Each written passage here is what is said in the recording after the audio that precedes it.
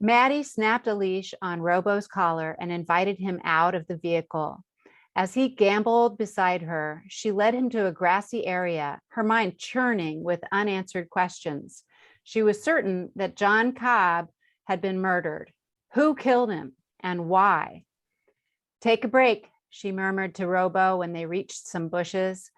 She continued to mull things over while Robo took care of his business. What secrets had Cobb known that someone wanted to keep hidden? Were there still active members in the smuggling ring that he'd been part of decades ago? And if so, what were they into now? Drugs? Guns? What? Her phone vibrated in her pocket and she took it out to check. It was a text from Cole. Puppies delivered by C-section this morning. 4 males, 4 females. Sassy is fine. Come see them when you can. They'll be here at the clinic tomorrow. Her spirits skyrocketed. You're a father, Robo. Evidently latching onto her mood, her dog responded playfully, rising up on his hind feet to place his paws on her shoulders. She gave him a quick hug before making him get down. 4 boys and 4 girls, Papa. To help Robo expend some of his energy and hers, she decided to take a few laps around the parking lot before the long journey home. She told him to heel and jogged off with him at her side, feeling more joyful than she would have believed possible under the circumstances. But then, what could bring more joy than a litter of puppies? I loved the bits about the puppies in this book. Welcome, Margaret Mizushima. She is the author of the award-winning author of the Timber Creek K-9 Mysteries, starring Mattie Cobb and her K-9 partner, Robo. Welcome. Thank you.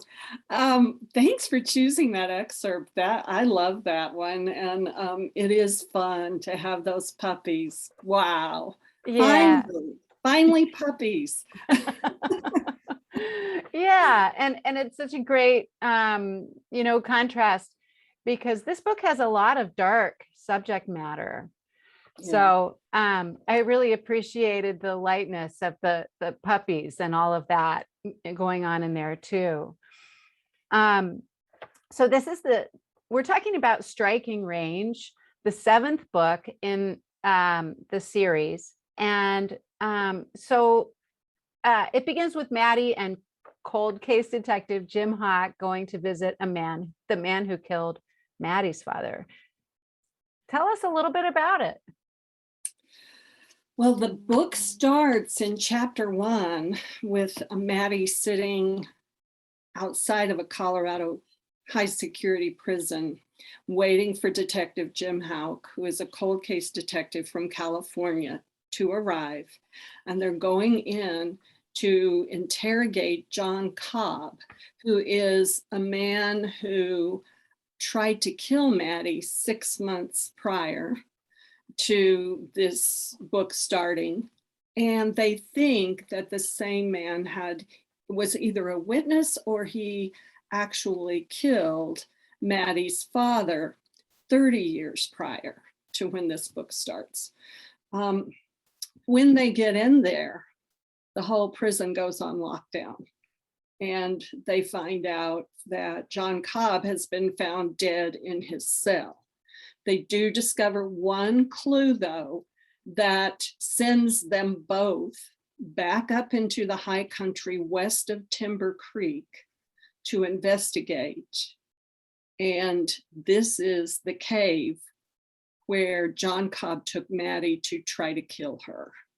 She has not been there since, and it conjures up a lot of pretty bad memories for her. Yeah. So all of that area around that cave had been burned the 6 months prior.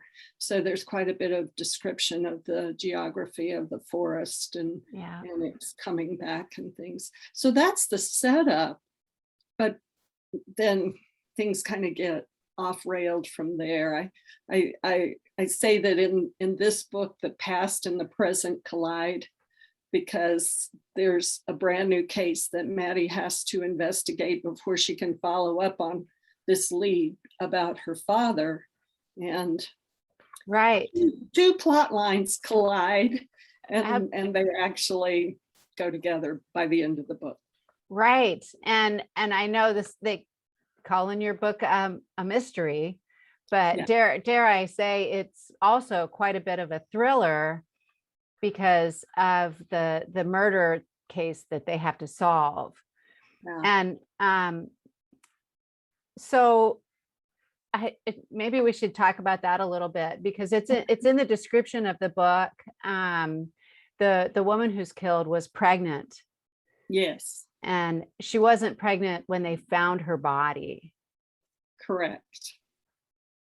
Yes. So one of the darker issues that you talk about in this book is that there's a black market for white infants. And so you touch on that very closely in this, with the murder of this young, no longer pregnant woman. Mm-hmm.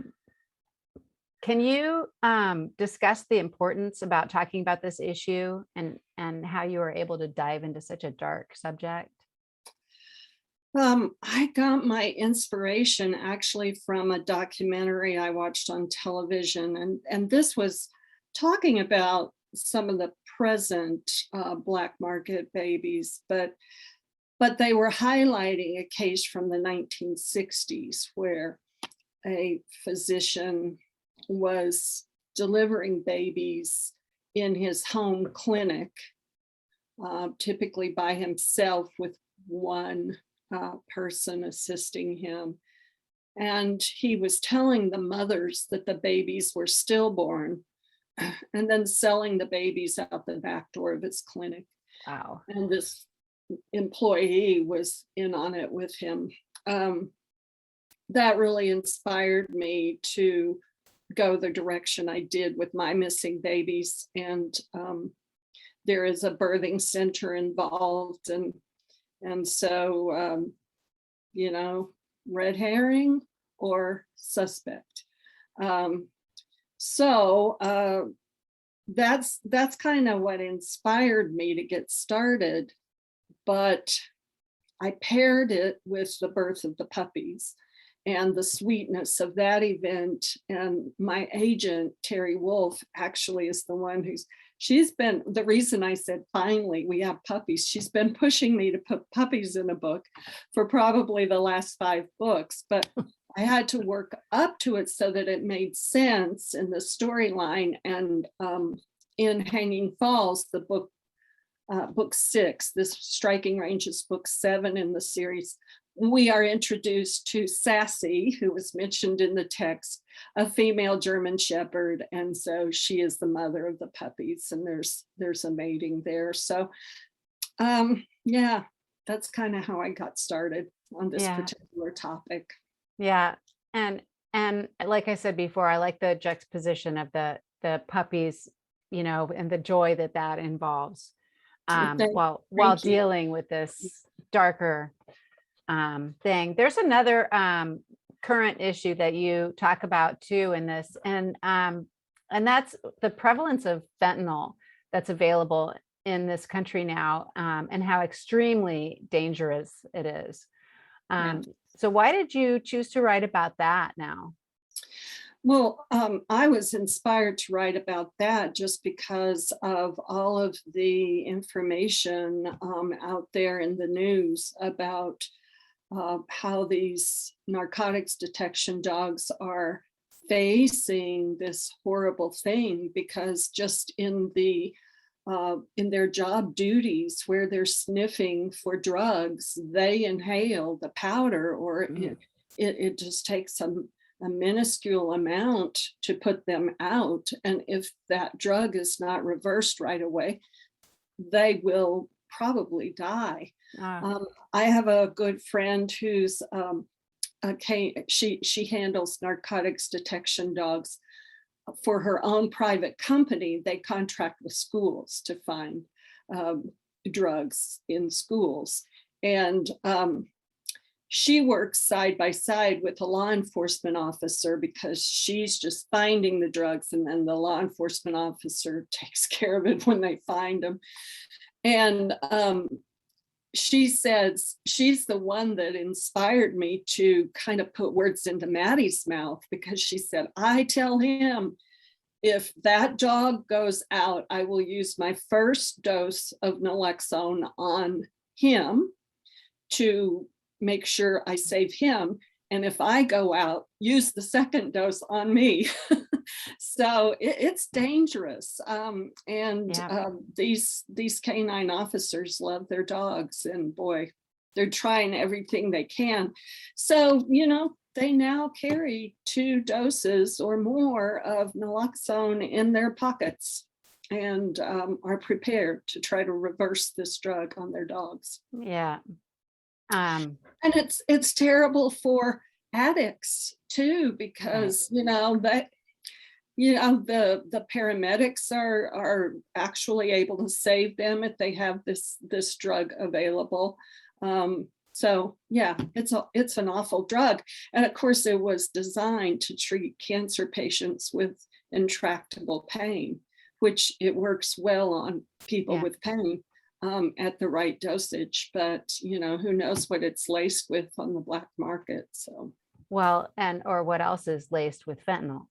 Yeah, because that's happening too. Yeah, you are right. Absolutely right.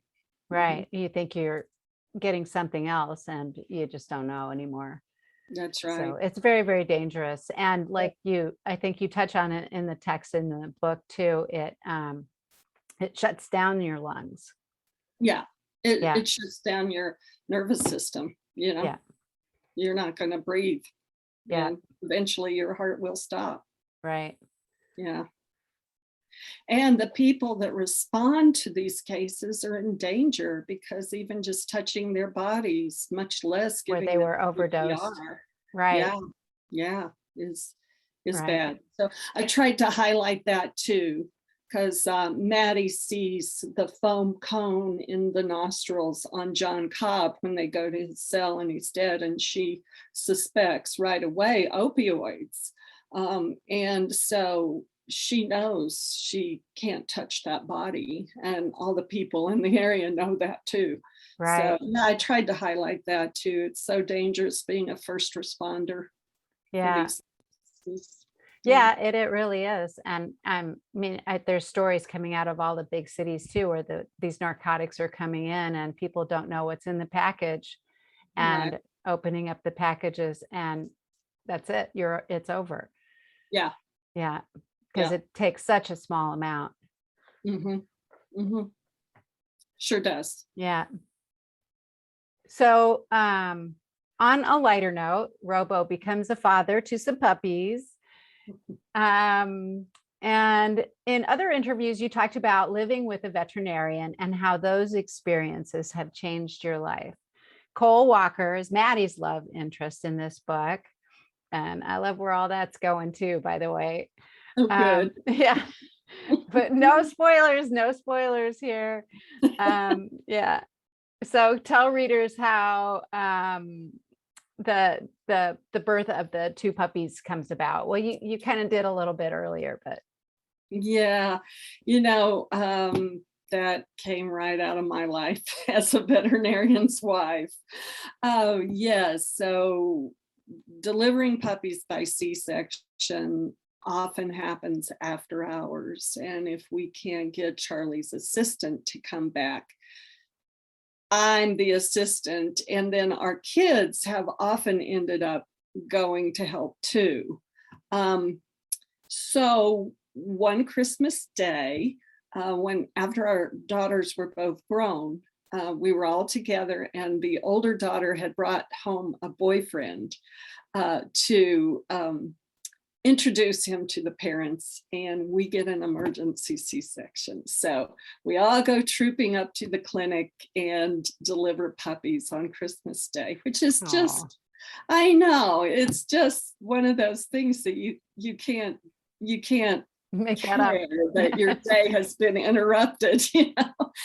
And the boyfriend was like, oh, this is the most memorable Christmas I've ever had. But in chapter 2 of the book, when Cole has to deliver these puppies by C-section, you know, you get to see how those kids receive the baby puppies in towels, and how, you know, we had to clean all the birthing fluids off of the puppy and try to stimulate. I mean, the mama dog is under anesthesia, so you have to try to imitate what she might do to make sure that birth sac is well away from their noses and their face, and they start to sputter and they start to breathe, and it's just miraculous every time you see it. So that's how that chapter was inspired. I thought, you know, fiction, we can't make things easy. So Sassy couldn't just have the puppies. Of course, Cole had to be involved and do a C-section, right? Yeah. Yeah. I love it. It was awesome. Thanks. Yeah. And weather is another key player in this book, because in Colorado, those extreme weather dynamics happen in the mountains all the time. Yeah. So, yeah. You know it. You lived here once. Yeah. Yeah. So, yes, you know, I grew up in a small mountain town similar to Timber Creek, and then it's very high altitude, and it's not that far from the Continental Divide, but it's in a high altitude valley that is agricultural in nature. So I had to create a fictional town and put Timber Creek actually in the forest and with the wilderness area, just, you know, on its boundaries. When Mattie goes up to that cave up in the real high country, the storm starts. And as she comes down in altitude, the snow kind of lets up. But by the time she gets to the campground to investigate the young woman's death, the ice storm has started. So up high, it starts kind of as snow and blizzardy wind, and down low, it's ice. Mm-hmm. And we do have these storms very frequently, especially in the fall, because, you know, everything's kind of warm when it all starts to freeze up in the air. And so the black ice, there's black ice on the highway. The investigative team and the small sheriff's department in this rural area starts taking hits.